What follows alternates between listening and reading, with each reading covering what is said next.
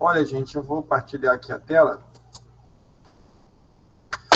E a nossa aula de hoje, gente, eu lembro que nós paramos na fase fotoquímica, fase química, perdão, que é chamada de via C3, e tem outros nomes. Então, vou colocar aqui para a gente continuar, dar continuidade a isso aí. Então, o nosso assunto ainda continua, fotossíntese. E o que nós comentamos? Nós falamos da fase fotoquímica.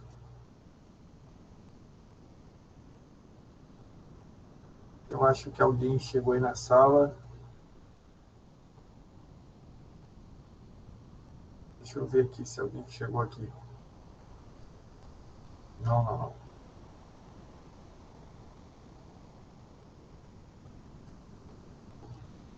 Então, fase fotoquímica.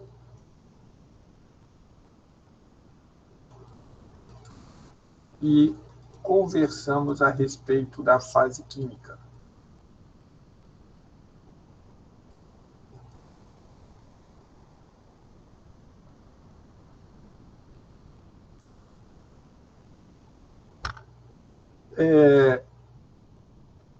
A fase química, só lembrando aí,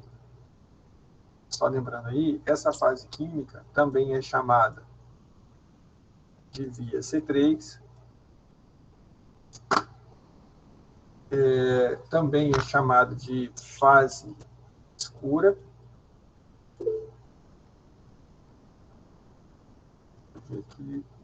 Boa tarde, Jordão. Fase escura. E um termo que eu não falei, gente, também é chamado de ciclo Benson-Calvin.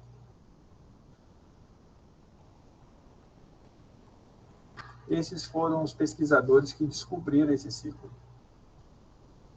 Então, fase fotoquímica, fase química, via C3, fase escura, também chamado de ciclo Benson-Calvin. Lembrando aí, gente, fase química, porque só tem reações químicas.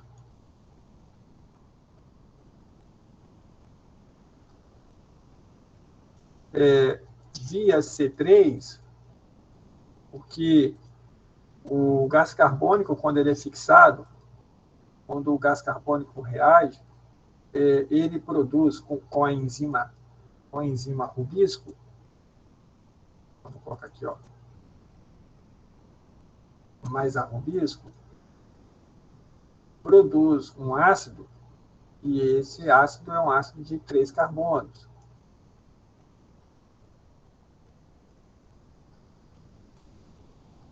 Por isso, via C3. E fase escura, gente, porque ela não depende de luz. Eu diria que ela depende indiretamente. Por quê? Para ver as reações da via C3 vão necessitar de ATPs mais o poder redutor, que é chamado de NADPH2, que foram produzidos lá na fase quê? Na fase fotoquímica.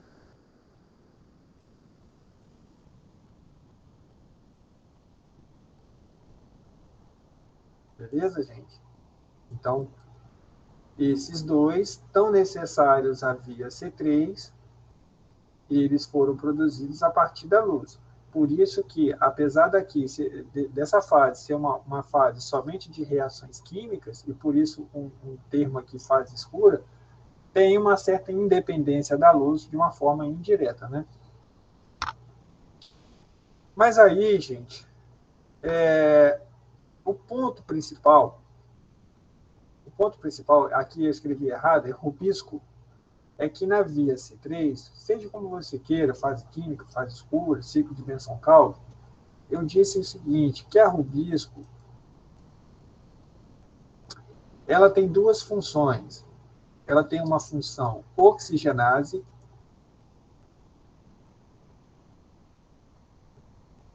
e ela tem uma função carboxilase.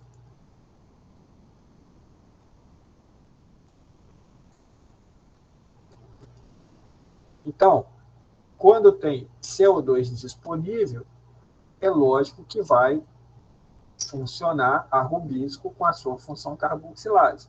Aí acontece aqui a fase química.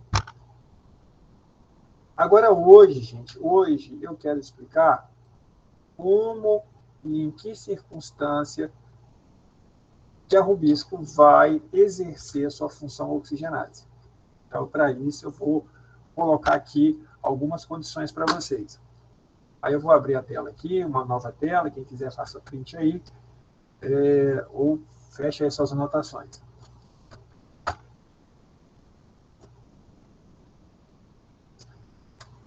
Então, hoje o assunto, o que nós vamos falar hoje? De inibição fotossintética,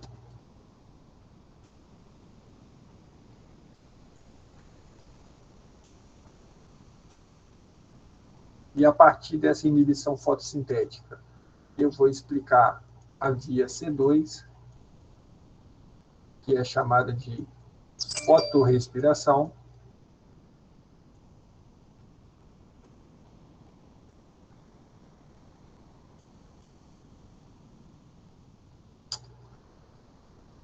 depois disso, eu vou comentar a via C4, tá? Essas aqui que nos interessam mais, o assunto da disciplina, né? Não me custa nada falar aqui da via CAM, só para complementar. Então, vamos a essa circunstância aqui primeiro. Inibição fotossintética. Então, vou colocar aqui uma árvore, né? E a fotoinibição, gente, ela acontece primeiramente em uma situação de alta intensidade de luz. Então, aqui, alta intensidade de luz.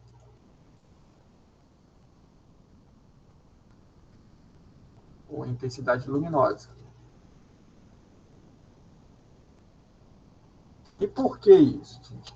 Porque vai ser uma circunstância, e vou acrescentar aqui, alta luminosidade, por consequência também, vai ter uma alta, o quê? Alta temperatura.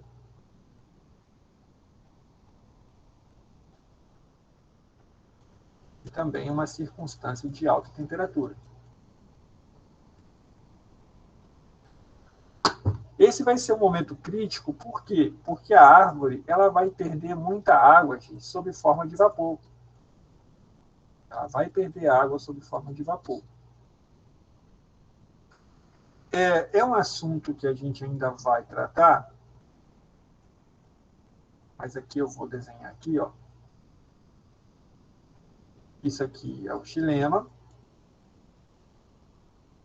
E vejam que ele se estende desde essa área radicular aqui, a área das raízes, passando pelo caule, até aqui chegando à parte foliar, né? E a água, gente, ela fica dentro do xilema, são moléculas aqui, ó, e elas formam uma verdadeira corrente, gente, essas moléculas. Mas por que eu estou falando isso? Depois, em aulas à frente aí, a gente vai comentar, mas o fato é que, saindo uma molécula de água aqui, ó, saindo uma molécula de água para a atmosfera, ela tem que ser reposta aqui do solo. Okay? Uma molécula que se perde para a atmosfera é uma molécula que é absorvida aqui do solo para repor, para formar, para manter essa corrente aqui, dentro do xilema, a corrente de moléculas de água. Mas o solo, gente, o solo, ele tem um certo reservatório de água. Então, nessas condições aqui, nessas condições, vai chegar um momento que a água do solo não vai ser suficiente. Então, começa a faltar água aqui, e aí a árvore, né, ela vai ter que romper com essa perda de vapor, o que não tem como ela fazer reposição. Então, o que vai acontecer lá nas folhas, gente? Aí eu vou pegar aqui e vou ampliar essa imagem. A folha, conforme a gente já falou em outro momento aí, que as folhas, elas possuem na epiderme estruturas chamadas de estômatos. E o estômato é composto por duas células chamadas de células guarda. Ó, células guarda, e elas em conjunto formam o estômato. Essa abertura aqui, gente, essa abertura é chamada de ostíolo. Ostíolo. Então, o ostíolo se apresenta aberto por conta das células guardas. Essas células, gente, vão estar túrgidas, repletas de água. Eu vou precisar, gente, cortar isso aqui para abrir espaço para falar, para mostrar para vocês. Ok? Então, vamos lá.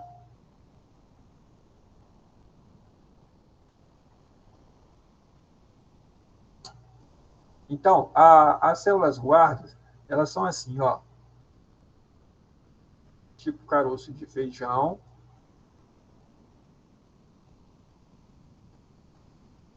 O estômato aberto,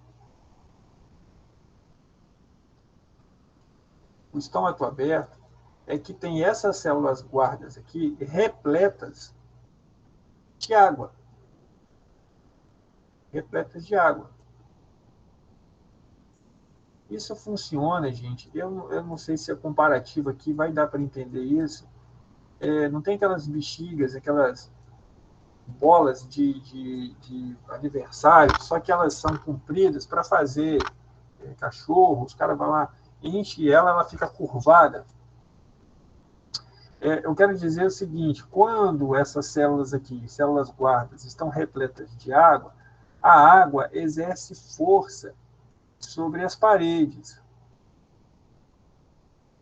Tá? Então, deixa eu mostrar aqui que acho que fica melhor. A água vai exercer força sobre as paredes. E aí, por isso, gente, por isso que vai ocasionar essa abertura do ostíolo. Então, células túrgidas, cheias de água. E aí o estômago aberto aqui. Só que a gente estava mostrando que, na medida que a planta está perdendo muita água para a atmosfera e não está conseguindo repor por meio do solo, a reserva, o reservatório do solo está se esgotando, a planta, a tendência dela é começar a sofrer uma desidratação, ao ponto que elas ficam até murchas, né? Então, aí, a preferência é a seguinte, fazer com que fechem, vai haver o fechamento aqui dos estômatos. Então, começa a faltar água lá no solo, isso tem reflexo lá na folha,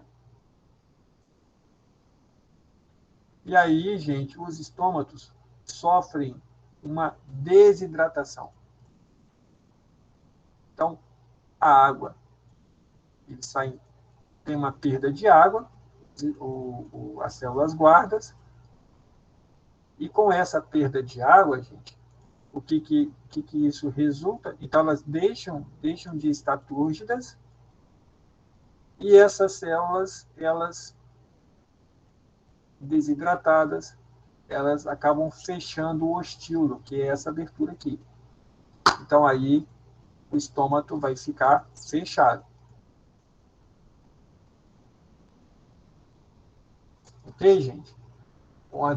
Com aquela circunstância de alta insolação, de alta temperatura, e da dificuldade de repor água lá do solo, né, porque está perdendo muita água para a atmosfera na forma de vapor.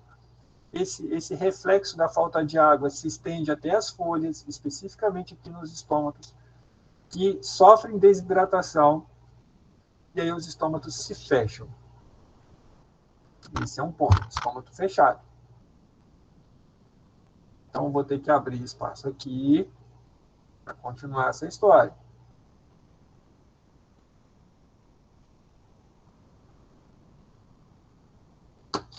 Então, a gente volta aquele desenho da árvore,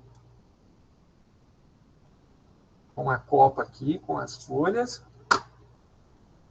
porém, com essa circunstância dos estômatos das folhas fechados. Então, aqui, ó,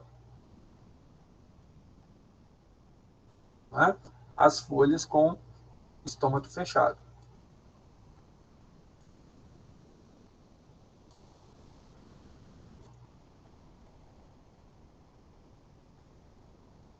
A planta, gente, nessa circunstância, ela vai deixar de fazer fotossíntese, porque não vai entrar, gente, não vai entrar gás carbônico.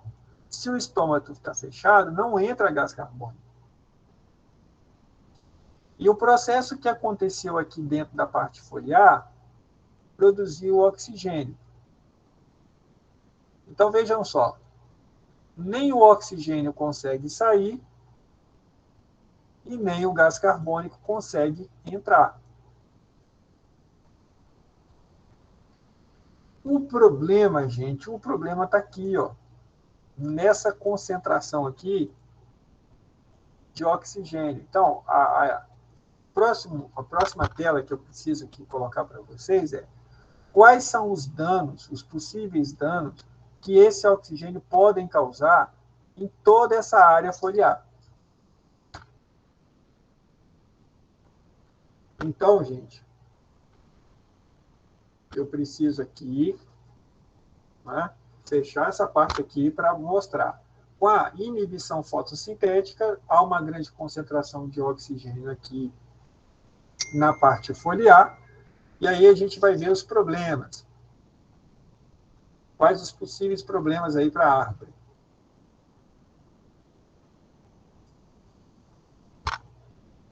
Então, o oxigênio e possíveis danos.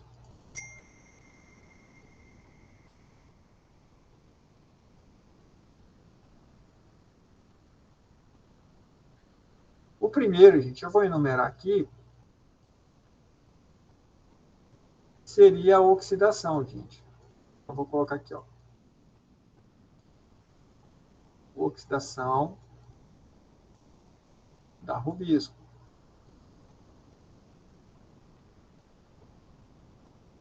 Gente, a rubisco é aquela enzima principal lá da etapa química. O oxigênio, gente, ele é um agente altamente oxidante, ele causa oxidação, ele causa destruição. Então, a rubisco, na presença do oxigênio livre lá, ela seria destruída. E, consequentemente, todo o processo fotossintético. E pior, gente, o oxigênio, ele vai causar oxidação das clorofilas.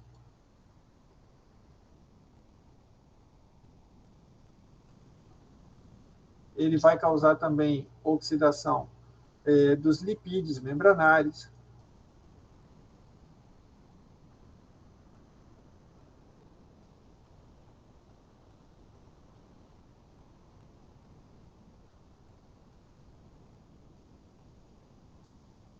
Olha o problema, gente. Se causar oxidação da clorofila, não tem o quê? Não tem processo fotossintético. Então, pode destruir a rubisco, pode destruir as clorofilas, pode destruir, gente, os lipídios das membranas. Então, vamos lá, ó. A célula, gente, só para a gente viajar aqui, ó, as células que formam o corpo vegetal, ela tem o quê? Tem membrana plasmática. Como já vimos aqui, ó, essa membrana tem lipídios. Ela é composta de lipídios. Se o oxigênio destruir, destrói a membrana. A célula tem núcleo. E esse núcleo tem uma membrana, que é chamado de carioteca. Ou membrana nuclear, que tem lipídios. O oxigênio vai destruir o núcleo. O cloroplasto, gente, eu nem cheguei a falar assim certinho. O cloroplasto ele tem duas membranas. Uma membrana interna, outra membrana externa. E aqui dentro tem membranas aqui, ó, que são os tilacoides. Então, gente, são membranas. Vai destruir o cloroplasto. Se eu falar da mitocôndria, o último caso aqui, ó, se eu colocar aqui uma mitocôndria aqui, ó, a célula, a mitocôndria, gente, ela também tem uma constituição de membrana, então o oxigênio vai destruir. Então eu vejo que a planta, ela tem a melhor ela toma uma decisão positiva, né, se assim posso dizer, que é fechar os estômatos, porque senão ela vai morrer desidratada. Ela não pode continuar perdendo água para a atmosfera. Mas ao fechar os estômatos, ela cria um outro problema, que é a alta concentração de oxigênio aqui dentro das folhas, né? Dentro lá dos cloroplastos.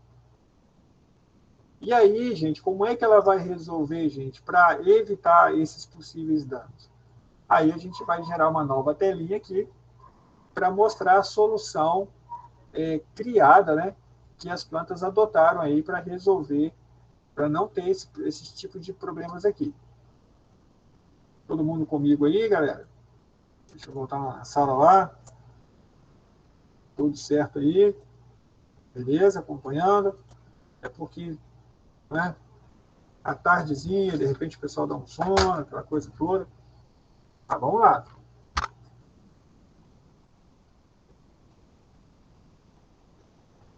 Então, diante dessa situação,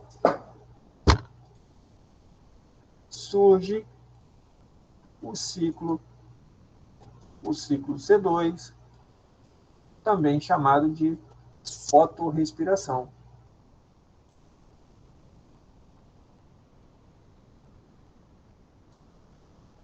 E qual é o intuito, gente? O intuito aqui é fazer com que ocorra o consumo de oxigênio. Então, o oxigênio livre, ele reage com aqueles substratos chamados ribulose, 1,5-trifosfato,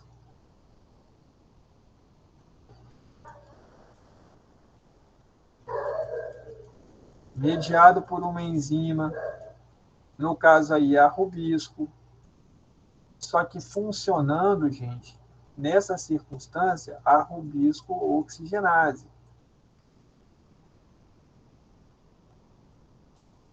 E assim, gente, vai haver a síntese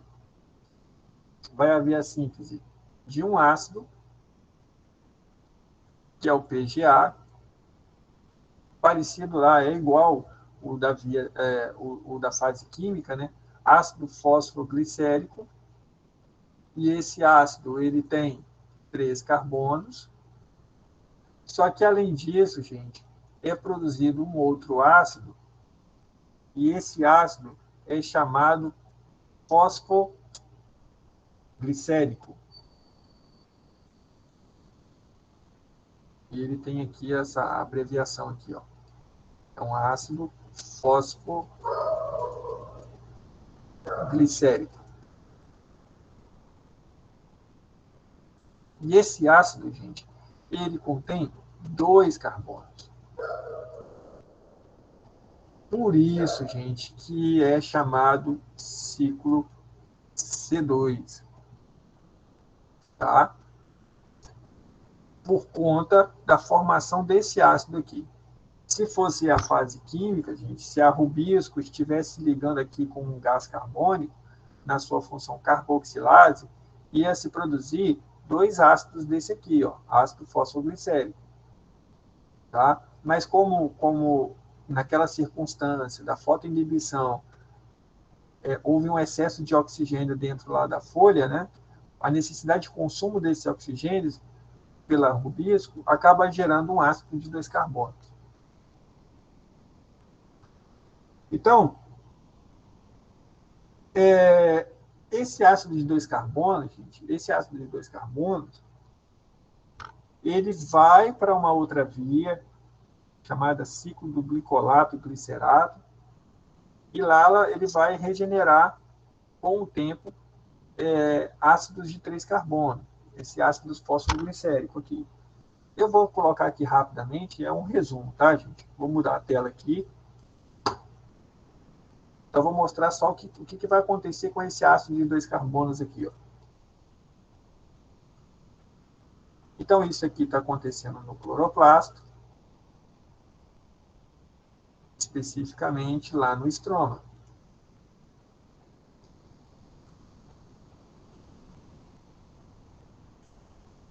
Isso, gente, eu estou falando aqui da via da fotorrespiração, ou via C2.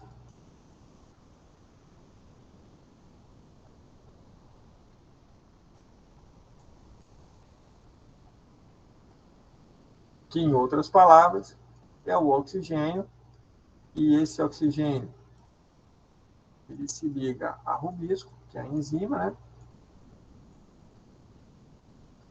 E aí ele produz um ácido de 3 carbonos e outro aqui, outro ácido, que é o fósforo glicérico. Isso, gente. Lá dentro do cloroplasto.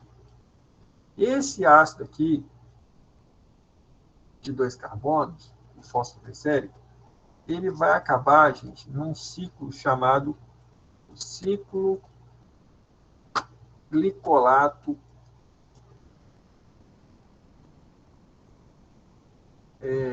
glicerato. Eu nem vou aqui entrar em detalhes, só me cabe ressaltar que isso aqui já está acontecendo no peroxissomo, a célula, é uma outra lá, outra organela. E nesse ciclo aqui, vários ácidos, porque isso aqui acontece não somente uma vez, acontece várias vezes, então vai juntando esse ácido de 2 carbonos aqui e acaba regenerando, gente, uma triose fosfato.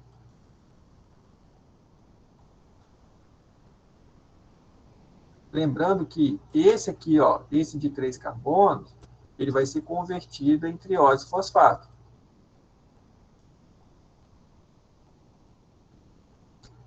Certo? Mas esse de 2 carbonos vai peroxissomos, tem uma série de reações lá, envolvendo até mitocôndrias, e aí ele produz essa triose fosfato. Ele regenera a triose fosfato.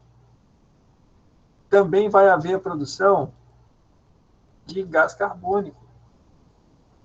Então, veja que esse mecanismo da fotorrespiração é um mecanismo de consumo de oxigênio por meio da rubisco. Embora ela deixe de fazer o processo fotossintético, a fase química, ela está fazendo um mecanismo de proteção, que é o consumo do oxigênio, que seria altamente danoso, e consegue, depois, por outros mecanismos, recuperar uma parte desse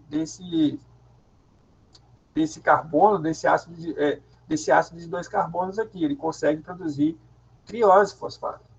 E gás carbônico, que vai restabelecer alguns níveis de gás carbônico para poder reagir com a rubisco, para o retorno da etapa fotossintética.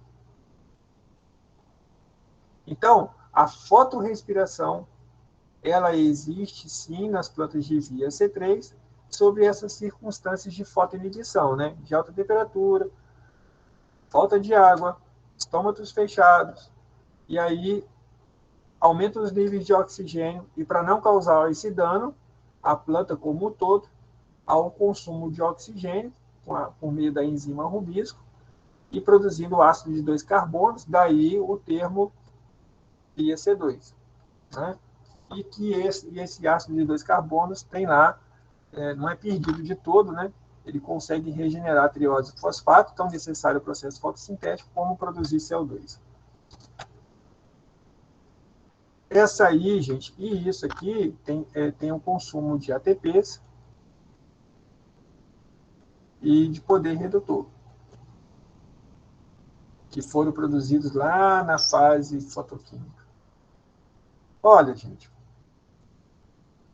estou voltando aqui, ó, porque eu sei que é complicado, a gente está falando aqui muito de reações químicas, tem gente que não é muito, não tem uma afinidade muito grande, mas é fisiologia, gente, é funcionamento, são reações que acontecem dentro do vegetal lá. Então é importante que tenham conhecimento a respeito disso. E aí, agora a gente já vai, gente, para o mecanismo chamado C4, ou via C4. Então, aqui eu vou gerar uma nova tela.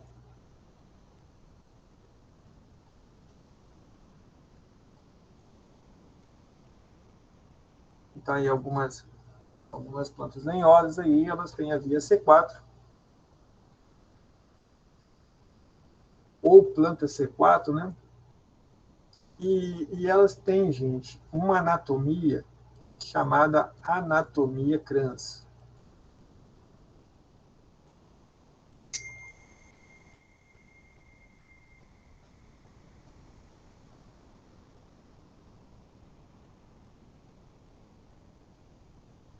Eu não sei quantos se recordam, gente, a respeito disso lá em anatomia. Essa palavra crans, gente, ela se refere à coroa, grinalda. Esse é um termo alemão, né? Crans. E por que isso, gente? Ó, vou pegar aqui na internet, ó. Anatomia crans. Vou pegar uma imagem aqui para facilitar a nossa vida. Essa aqui está bem didática.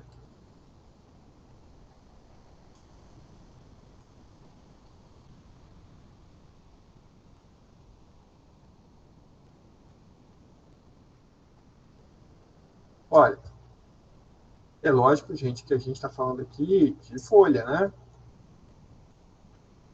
A folha que tem essa anatomia aí. Então, ó, é uma folha que teve um corte aqui chamado corte transversal.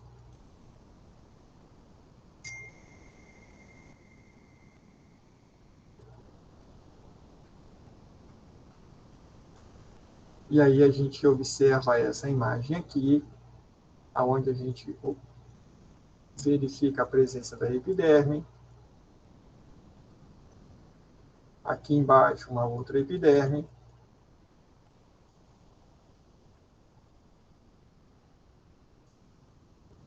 E toda essa área do meio aqui, chamada de mesófilo foliar. Mesófilo foliar.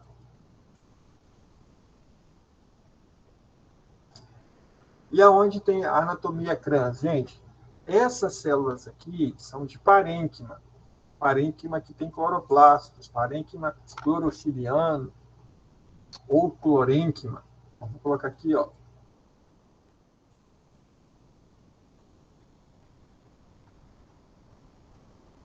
Parênquima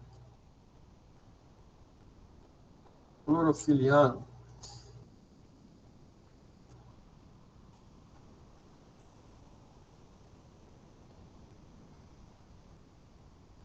Mas essas células aqui, gente, representadas pelo número 4, essas células são chamadas células da bainha perivascular.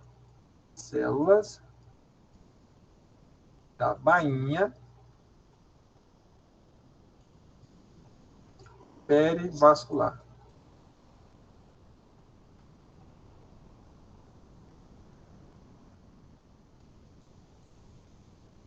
Gente, peri é no entorno. vascular, gente, é o xilema. Então, aqui, de amarelo, é o xilema. E pele aqui de periferia, no entorno, né? Bainha também, gente. Não sei aí, na minha época, pelo menos, falava lá, comprava calça, né, na infância, e não dava, era comprida demais, eu tinha que cortar, eu tinha que fazer a bainha, é o entorno da boca da calça. No caso aqui, é o entorno aqui, em volta, né, do xilema. Células da bainha perivascular. Então, há uma série, nessa planta aqui, né, uma árvore via C4, que tem essa anatomia crânio, alguns eventos fotossintéticos vão acontecer aqui no parênquima clorofiliano e outros eventos vão acontecer na bainha perivascular. Aqui, ó. Existe uma separação espacial de eventos. Então, vou aqui tirar aqui para abrir espaço. Então, aqui tem, ó, uma separação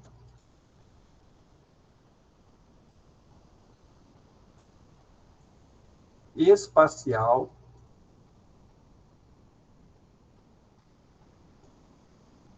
de eventos.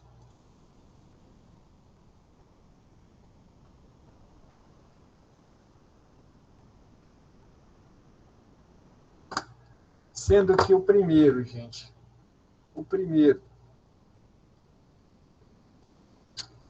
ele vai acontecer aonde? No parênquima clorofiliano, então aqui é o 1.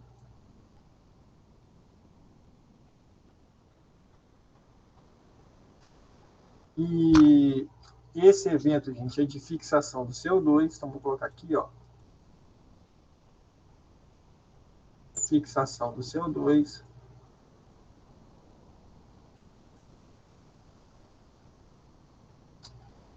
E o 2, gente, vou colocar aqui de que cor? Vou colocar aqui essa cor clara aqui. E o evento 2 é, de fato, a via C3. Então, olha só, as plantas de via C4, elas possuem também a via C3, que é aquela fase química.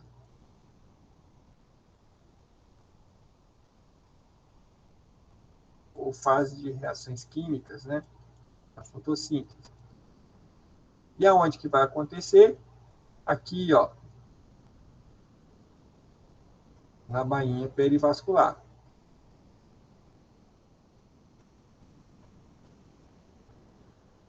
A via C3 vai acontecer somente nessas células da bainha perivascular que ficam no entorno do xilema. Então, meu povo, eu vou ter que tirar essa imagem aqui, faço o print aí, termina as anotações que você estiver fazendo. Vou aproveitar até tomar uma água aqui, porque eu vou ter que mostrar, explicar esses eventos aqui. O primeiro, que acontece no parênquima, e o segundo, que acontece nessas células da bainha perivascular. Nessas plantas via C4, ou conhecidas como anatomia crânio.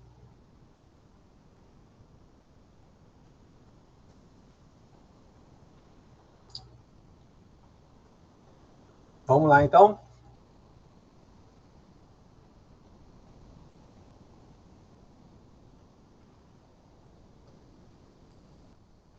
Bom, o primeiro evento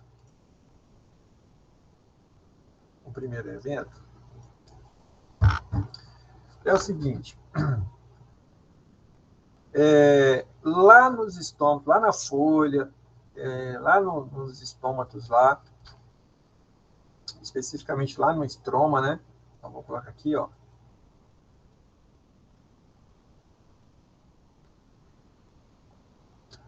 E isso do parênquima, né?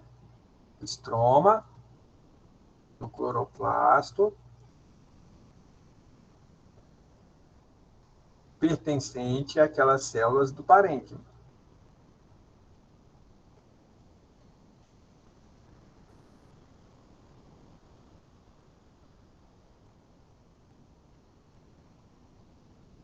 Eles têm um mecanismo de fixação do CO2 que é o seguinte: o CO2 ele reage, gente, com um ácido de 3 carbonos, que é o fosfoenol pirúvico.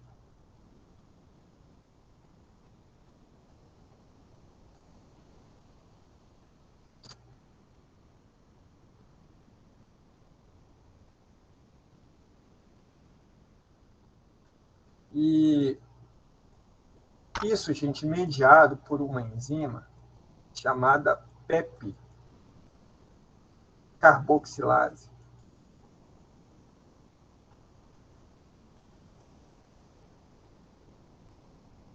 Ou seja, PEP, gente, é fosfoenol piruvato carboxilase. Essa enzima aqui só tem afinidade com o CO2. E ela vai formar um ácido, e esse ácido tem 4 carbonos, que é o oxalacetato, ou ácido oxalacético.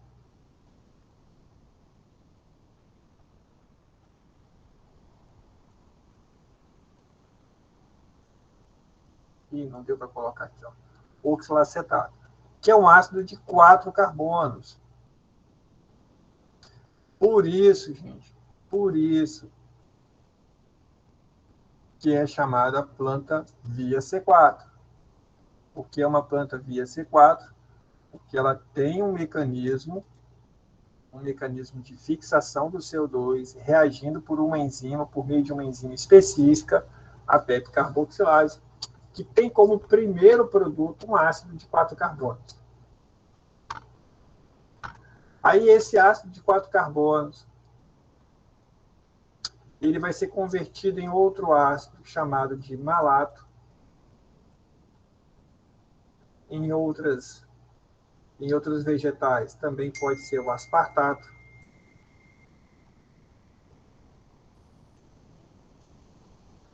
E um ou outro, gente, vai até para aquelas células da bainha perivascular, vai até as células da bainha perivascular,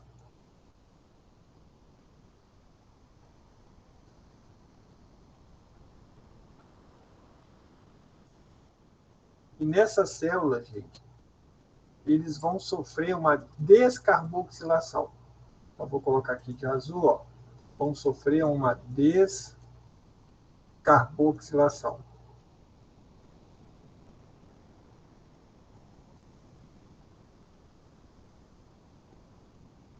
Ou seja, gente, eles vão liberar CO2 para que esse CO2 consiga reagir com a rubisco, que é aquela enzima lá da fase química. E aí vai haver a reação, vai produzir o ácido de 3 carbonos e o processo fotossintético vai ocorrer normalmente. Ok, gente? Então, nessa separação espacial de eventos, células lá do parênquima, né? Dentro do cloroplasto, especificamente dentro do estroma, tem um mecanismo de fixação do gás carbônico específico, uma enzima específica chamada fosfenolpiruvato carboxilase, que reage com esse CO2, produzindo um ácido de 4 carbonos, daí o nome via C4. E esse ácido de 4 carbono, por ele não ter grande mobilidade, ele vai ser convertido em malato ou aspartato, que vão se deslocar dessas células do parênquima, lá do mesófilo foliar, no sentido de alcançar as células da bainha perivascular, aquelas células que ficam em volta do xilema. E lá eles vão liberar o gás carbônico, gente. Eles vão sofrer descarboxilação, liberando CO2 para rubisco, que é uma enzima específica lá para desenvolver o ciclo C3. Aí aqui, gente, aqui vai ter o desenrolamento aqui do ciclo C3 ou da via C3.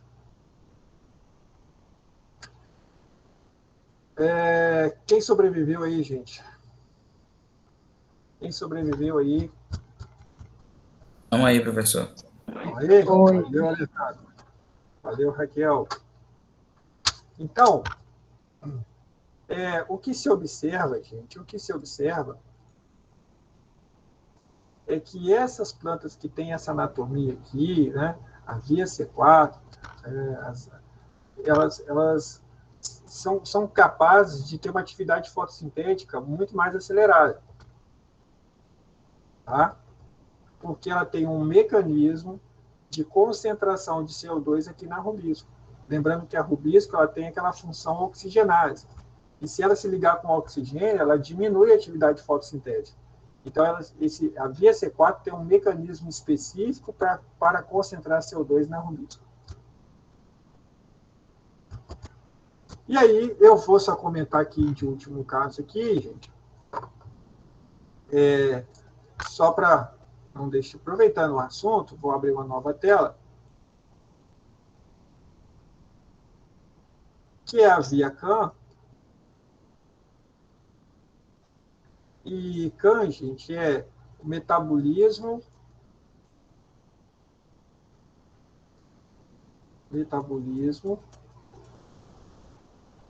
ácido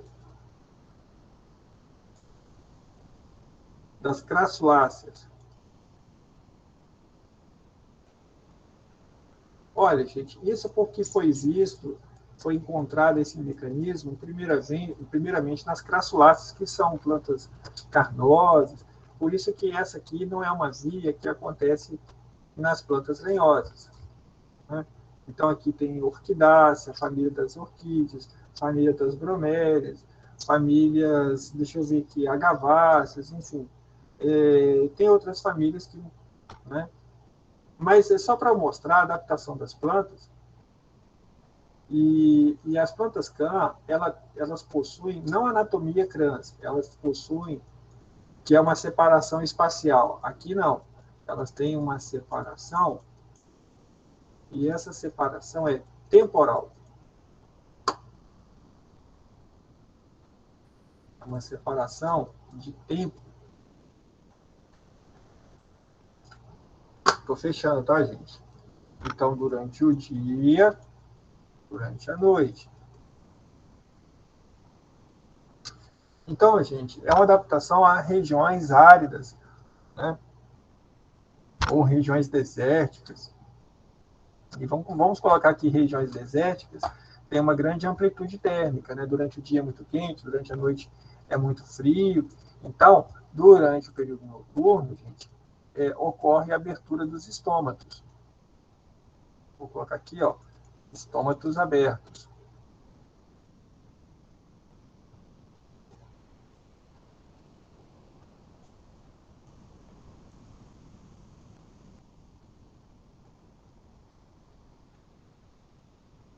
E durante a noite, durante o dia, gente, os estômatos estarão fechados.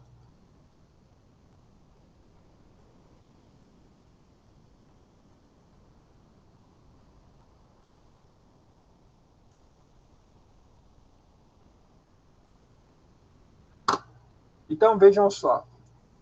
Como os estômatos estão fechados durante o dia, gente, mesmo com o sol intenso, elas não vão perder água, porque o mecanismo delas é de conservação da água.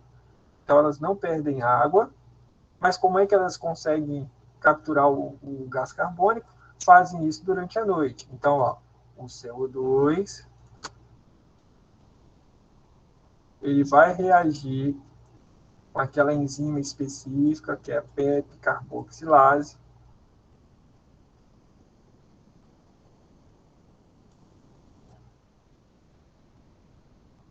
vão produzir um ácido de 4 carbonos, que é o oxalacetato.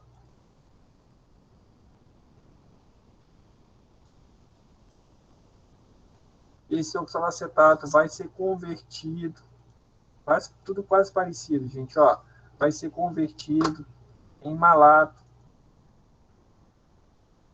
ou aspartato.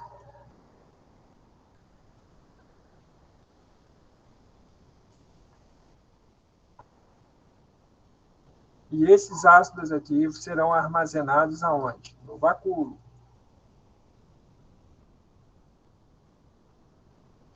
Isso, gente, durante o período da noite, tá? Fixa CO2, né? Eles têm a reação com essa enzima aqui, produzindo o ácido de 4 carbonos, que é convertido em malatoaspartato, e um ou outro vai ser armazenado no vacúolo. Quando chega o momento do dia, quando chegar o momento do dia, esses ácidos aqui, malato e aspartato, tá? Vão sair do vacúolo, malato, aspartato,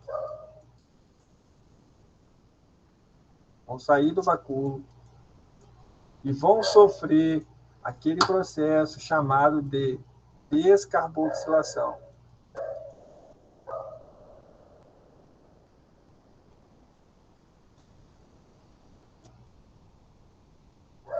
E ao sofrer a descarboxilação, gente, eles vão liberar o quê? Vão liberar CO2 para reagir com a rubisco, que é aquela enzima lá da fase química. E aí, gente, esse processo aqui vai resultar na formação lá final das reações, né, das trioses fosfato,